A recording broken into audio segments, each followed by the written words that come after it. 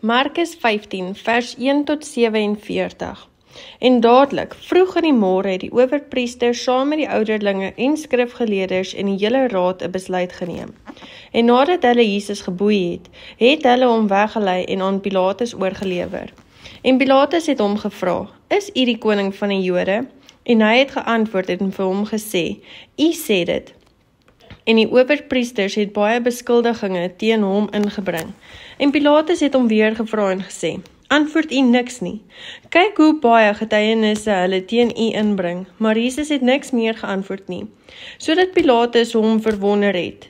En op die fees was hy gewoond om een gevangene, die een wat hulle gevra het, vir hulle los te laat. En daar was 'n sekere Barabbas, wat met mede oproermakers in die gevangenis was, en hulle het in die opstand 'n moord begaan. En die skare het geskree en begin vra dat hy vir hulle sou doen soos altyd. Toe antwoord Pilatus en sê vir hulle, wil julle hê dat ek vir julle die koning van die Jode moet loslaat? Want hy het geweet dat die owerpriesters hom uit nydigheid oorgelewer het. Maar die owerpriesters het die skare aangehits dat hy liewer Barabbas vir hulle moes loslaat. Toe antwoord Pilatus weer en sê vir hulle, wat wil julle dan hê, moet ek doen met hom wat julle koning van die Jode noem? En hulle skree weer, kruisig hom.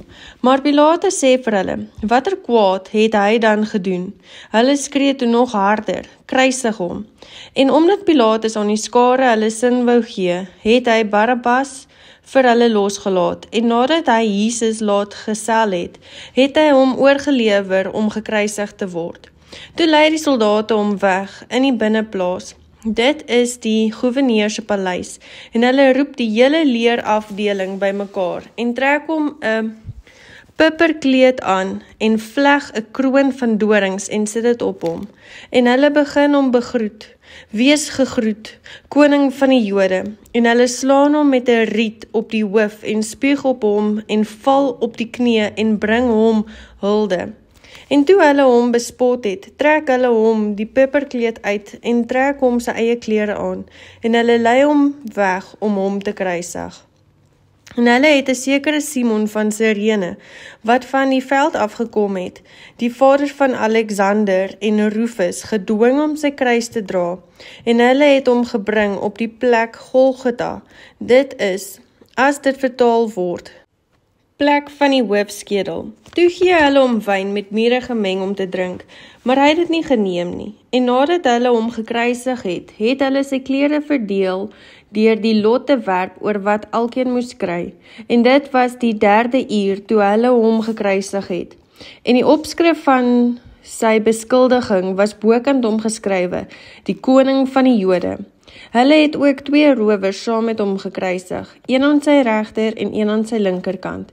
En die skrif is vervul wat sê, en hy is by die misdadigers gereken. En die verbygangers het hom gesmaad, terwyl hulle hul hoof skud en sê, ha, u wat die tempel afbreek en in 3 dae opbou, verlos u self en kom af van die kruis.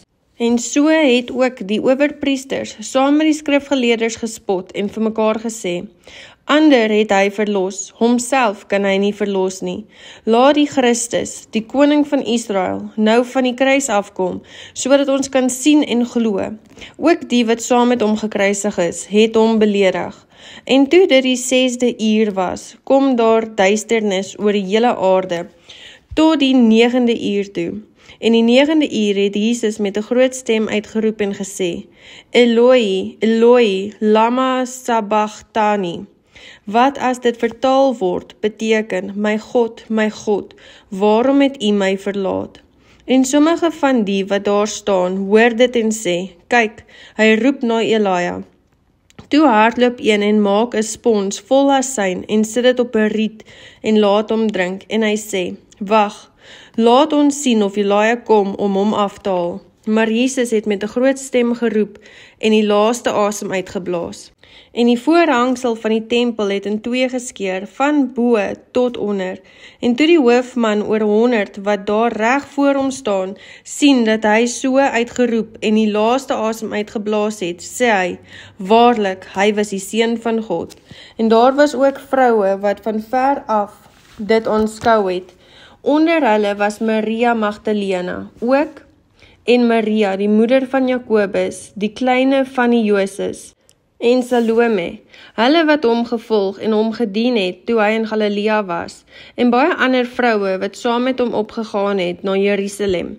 En toe dit aangeword het, omdat dit die voorbereiding was, dit is die voorsabbat, kom daar 'n vername raadslid, Josef van Arimatea, wat self ook die koninkryk van God verwag het, en hy waag dit om na Pilatus in te gaan en die liggaam van Jesus te vra. En Pilatus was verwonderd dat hy al dood was, en hy het die hoofman oor 100 geroep en hom gevra of hy al lank dood was. En toe hy dit van die hoofman oor 100 verneem het, het hy die liggaam van Josef geskenk. En hy het linne gekoop en hom afgehaal en in die linne toegedraai en hom neergelê in 'n graf wat in 'n rots uitgekap was, en hy het 'n steen teen die opening van die graf gerol, en Maria Magdalena en Maria die moeder van Joses het gesien waar hy neergelê.